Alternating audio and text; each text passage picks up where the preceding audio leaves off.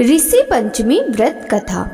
यह व्रत स्त्री पुरुष दोनों ही कर सकते हैं। जाने या अनजाने किए हुए पापों के प्रायश्चित की कामना से यह व्रत किया जाता है। यह व्रत भाद्रपद मास के शुक्ल पक्ष की पंचमी तिथि को किया जाता है। व्रत आरंभ करने से पहले निकट के किसी नदी या तालाब में स्नान करना चाहिए। फिर घर आकर वेदी बनाकर और उसे गोबर से लीपकर और अनेक रंगों से सर्वतोभृत मंडल बनाकर उस पर तांबे या मिट्टी का घड़ा रखना चाहिए।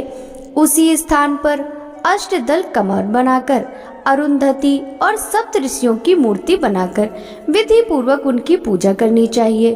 पूजा के बाद ब्राह्मणों को भोजन और आचार्य को पूजा की सामग्री दे देनी चाहिए। इस व्रत की कथा ब्रह्म पुराण में कही गई है कि प्राचीन काल में सिताश्व नाम के एक राजा थे। उन्होंने एक बार ब्रह्मा जी से पूछा कि पितामह, सब व्रतों में श्रेष्ठ और तुरंत फल देने वाले व्रत का वर्णन आप मुझसे कहिए। ब्रह्मा जी ने कहा, हे राजन, ऋषि पंचमी का व्रत सब व्रतों में श्रेष्ठ और सब पापों को नष्ट करने वाला है। विदर्भ में उन्तक नाम का एक सदाचारी ब्राह्मण के घर में 2 संतानें थी, एक पुत्र एक कन्या। विवाह योग्य होने पर उसने समान कुलशील वाले गुणवान वर के साथ कन्या का विवाह कर दिया, पर कुछ ही दिनों बाद वह कन्या विधवा हो गई। उसका दुख से अत्यंत दुखी हो ब्राह्मण दंपति अपनी उस कन्या समेत गंगा जी के किनारे कुटिया बनाकर रहने लगे। एक दिन सोती हुई कन्या के शरीर में अचानक कीड़े पड़ गए। अपनी यह दशा देखकर कन्या ने माता से अपना दुख कहा। माता सुशीला ने जाकर पति से सब बातें कही और पूछा कि देव, मेरी साध्वी कन्या की यह गति होने का क्या कारण है। उत्तक ने समाधि लगाकर इस घटना के कारण पर विचार किया और अपनी पत्नी को बतलाया कि पूर्व जन्म में यह कन्या ब्राह्मणी थी।